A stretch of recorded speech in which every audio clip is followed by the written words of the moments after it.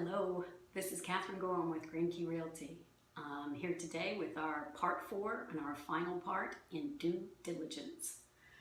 Due diligence, as we talked about in video 1, is a period of time for the buyer to investigate the property.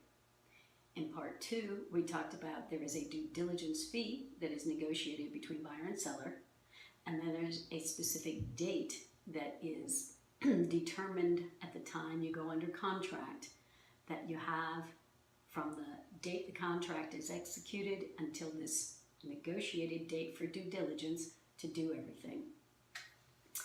And in part 3, we talked about specific things you will do during the due diligence period and why. Different inspections, working with lenders, appraisers, etc. Now, we're going to do kind of a summary overall. One of the things that's confusing to people is the due diligence fee being paid directly to Mr. and Mrs. Seller.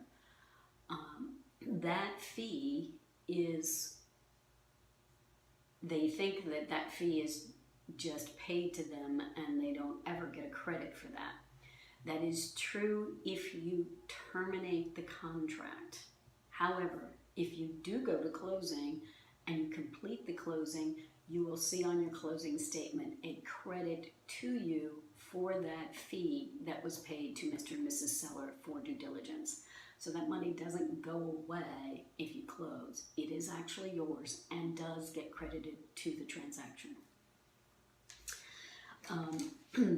The other confusion is negotiations. A lot of people see the due diligence date as, let's just say January 15th again, and they wait until January 14th to have everything ready to present to the seller, and then they want the seller to have an answer within 24 hours. Well, that is not really fair.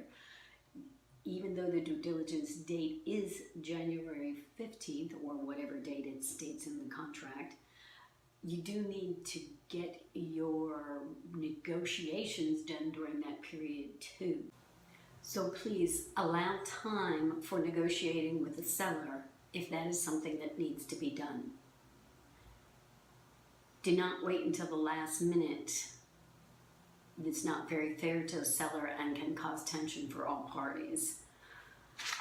So, due diligence, it can be complicated or it can be very simple. It's just a period of time. You got to get everything done during that period of time. You have a right to terminate during that time, or you can move forward at knowing what you have found during that investigation. I hope that helps. If you have any specific questions, please reach out, because we'd love to help clarify anything about due diligence or any other service in real estate. Thank you, and have a great day. I hope you enjoyed the due diligence series. This is end of part 4 and end of the series.